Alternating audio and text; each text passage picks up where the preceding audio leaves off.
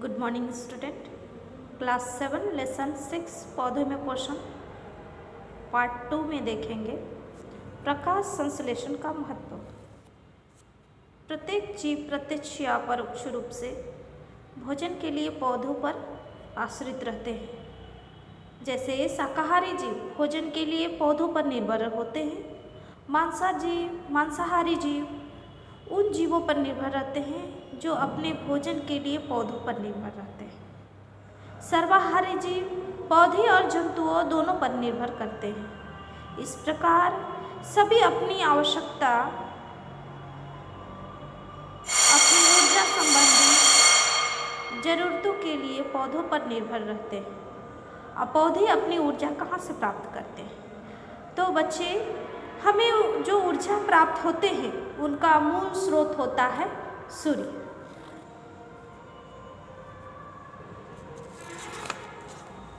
Next है oxygen. श्वसन हेतु सभी जीवों के लिए ऑक्सीजन अति आवश्यक है। यहाँ तक कि जीव जंतु, पशु पक्षियों, मनुष्य सभी के लिए ऑक्सीजन क्या है? श्वसन के लिए आवश्यक होती है। वायुमंडल में ऑक्सीजन का संतुलन प्रकाश संश्लेषण के द्वारा ही बना रहता है। कुछ पौधे की पत्तियां आप देखे होंगे हरे होते हैं, किसी के गहरे लाल, बैंगनी या भूरे रंग के भी होते हैं। इनमें क्लोरोफिल तो होता है, लेकिन इनका जो हरा रंग दूसरे रंगीन वर्णकों के कारण छुप जाता है।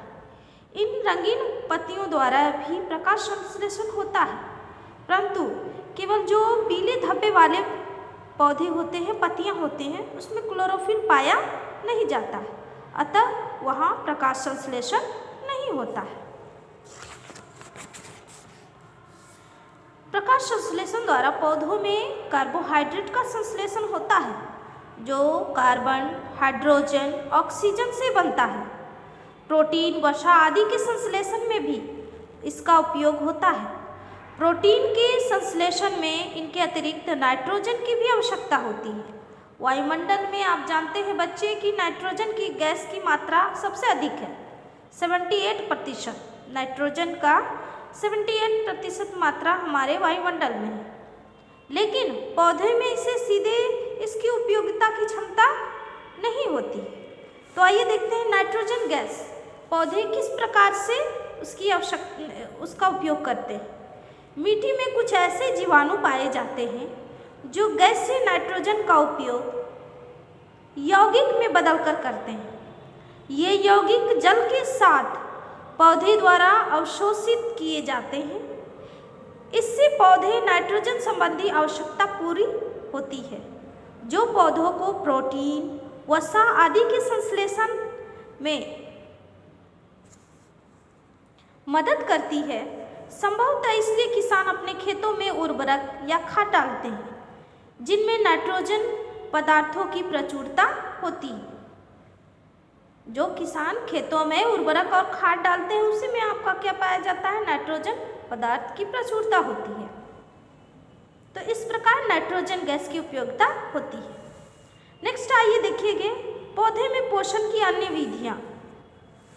आप देखे होंगे बच्चे, कुछ पौधे ऐसे होते हैं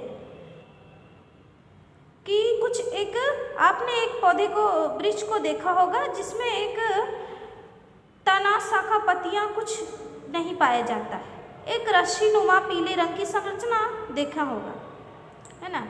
ऐसे भी एक वृक्ष देखे होंगे जो धागे नुमा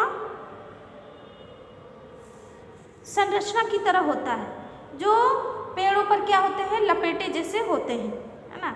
उसका नाम है बच्चे अमरवेल। इसमें ना तो पत्तियां होती हैं और ना ही क्लोरोफिल होता है।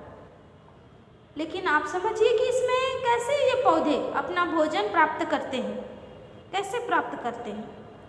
तो अमरवेल जो पौधा होता है वो भोजन उसी पौधे से प्राप्त करते हैं जिनमें ये लिपटे होते हैं, उसी से वो भोजन प्राप्त करते हैं।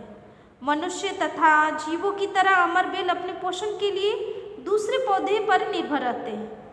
ऐसे और भी पौधे के बारे में आपने जानकारी प्राप्त किए होंगे या आप कर सकते हैं। पोषण के इस तरीके को विषमपोषी पोषण कहते हैं। अमरबेल जैसे पौधे जो अन्य पौधे से भी